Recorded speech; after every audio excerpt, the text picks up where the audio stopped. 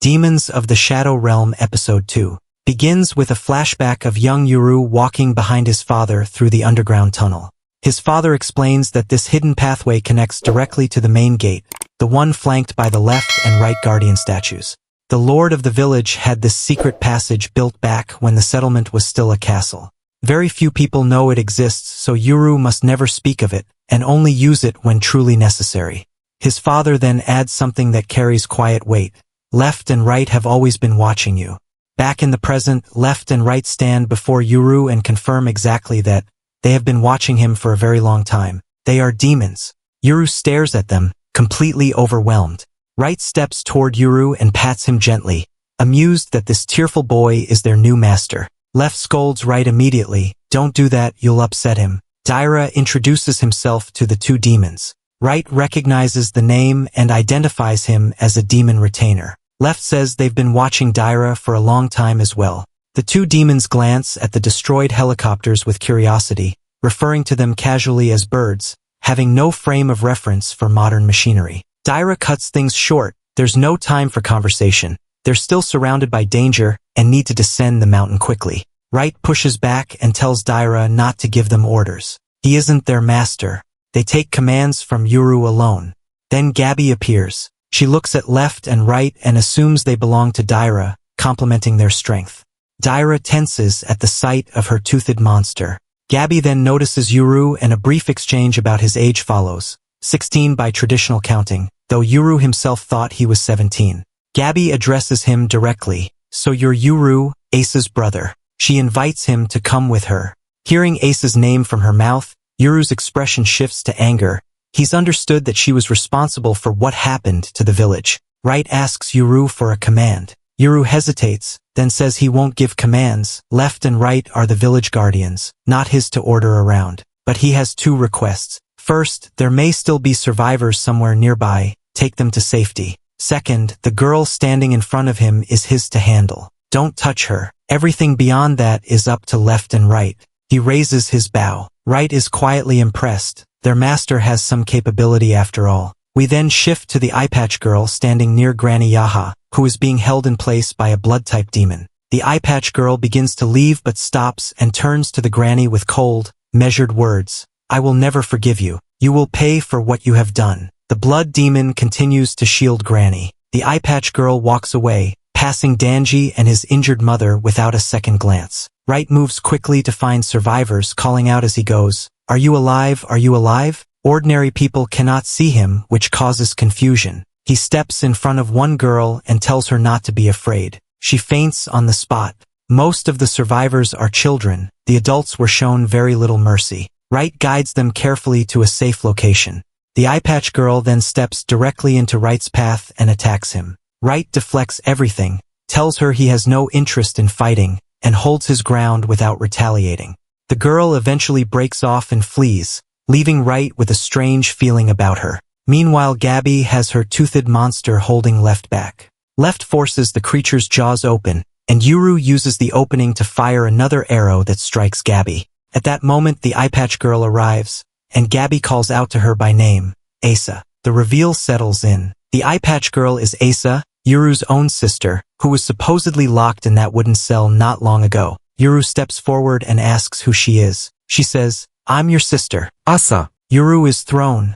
Asa wasn't this tall. She couldn't be. Asa explains simply that the outside world has better nutrition, which meant better growth. Right arrives and notes that he can smell her blood. It matches Yuru's exactly. They're related. Twins, in fact. Yuru turns this over and asks, then who was the Asa locked in that cell above? This Asa explains everything. 10 years ago, their parents took her and fled the village. Granny Yaha and the others feared that if Yuru found out, he would leave too. And they knew him well enough to know he would never stay without his sister. So they created an imposter, a decoy Asa, to keep him anchored to the village. The girl he had been visiting, protecting, and worrying over for years was never real. Yuru takes this in silence. It also becomes clear that the blood demon protecting Granny Yaha was likely Granny's own, which explains why it shielded her. Daira steps in and tells everyone to move on. He reminds Yuru that these people came specifically for him, and that he doesn't yet know the full extent of what Asa is capable of. Some villagers are still alive nearby. Staying will only bring them more suffering. Yuru relents. He tells the others no more hurting the villagers. He'll stand down. Asa agrees. Daira and Yuru move out with left and right. Gabi calls after Asa, asking why she let Yuru go. Asa says Gabi's injuries are too serious. She needs treatment first. Gabi responds that Yuru doesn't show mercy, but he has real skill, and he's alive. That last part hits Asa unexpectedly. She starts to cry. It becomes clear that during all the years she spent outside with their parents, she had come to believe her brother was dead. She had been carrying that grief alone the entire time. Hearing that he's alive undoes something in her. Back in the village, the protective barrier is reforming. Granny Yaha is working to restore it, and the decoy Asa appears to be alive again, possibly through Granny's power. Outside the village, two trackers stand around puzzling over the missing helicopters, wondering what happened to them in the mountains. While they're talking, Daira and Yuru run straight past them. Left and right fly overhead, which startles the trackers badly. Daira observes that the village is no longer visible behind them. The barrier is fully restored. There's no returning now. Even if Yuru wanted to go back, the barrier has broken once and could break again, making it pointless. It's time to enter the world below. They reach a car parked on a mountain road. Inside is Hannah, the same person Daira had called earlier. She's furious. She expected one person. Nobody told her about demons. Left and right are fascinated by the car, having never seen one. Daira introduces everyone. Hannah confirms she works alongside Daira as a demon retainer. Daira asks left and right if they sense any other demon builders nearby. They say no. Daira says good, they'll move to somewhere more populated and regroup. Yuru eyes the car and asks what this metal thing is. Daira explains it's called an automobile, a vehicle from the lower world, with Hannah as its driver. He struggles to make it simple. Hannah cuts in and tells Yuru to just think of it as a very fast horse. Yuru accepts this without hesitation. Scene cuts to Asa and Gabi waiting for their own vehicle. A group of men arrives, led by a man Gabi addresses as Jean. Jean says he heard they encountered new demons and probably should have come along. Gabi is laid out to be treated but says she's fine. She's long since gotten used to pain. Jean asks about Asa's brother. Asa confirms Yuru is alive and has come down from the mountain, but he escaped. The group discusses going after him, but their helicopters are already destroyed. Someone notes the old man won't be pleased. Gabi explains that Yuru fled with a middle-aged man, Daira, who was almost certainly responsible for eliminating their soldiers. Jean concludes Daira is likely a demon retainer and mutters that their timing was extraordinarily bad, attacking on the exact day one happened to be present. He says he should have brought his own. In the car, Daira briefs Hannah on everything.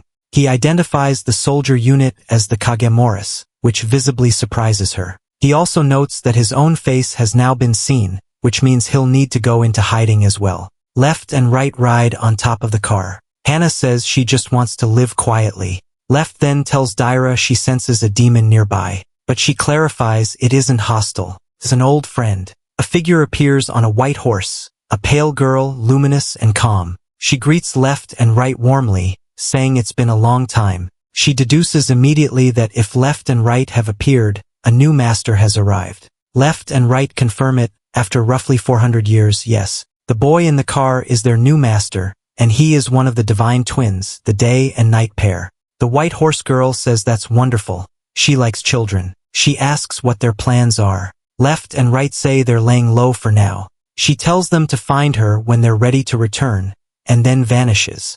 Daira is completely shaken. He cannot believe he lived long enough to encounter one of those beings. Hannah feels the same. Left and Right, unbothered, mention they were worshipped as gods in their own village once, so it's not that surprising to them. Yuru refers to the vanished figure as a thing, and both Left and Right correct him sharply, don't call her that. She is an Oshira-sama, a god, and beings like her exist on a level far above ordinary demons. Hannah explains that humans have tried to categorize these beings, gods, spirits, and others. Some live peacefully alongside humans. Some bring fortune to their masters, and some assist their masters in darker pursuits. Back with Asa's group, they continue descending the mountain with Gabi. Jean says the old man will still be satisfied. Yuru is alive and has come down from the mountain, which was the goal. The group acknowledges that whoever wounded Gabi the way Yuru did is genuinely skilled. A few injured soldiers still trapped inside the village are shown moving in circles, unable to find the exit.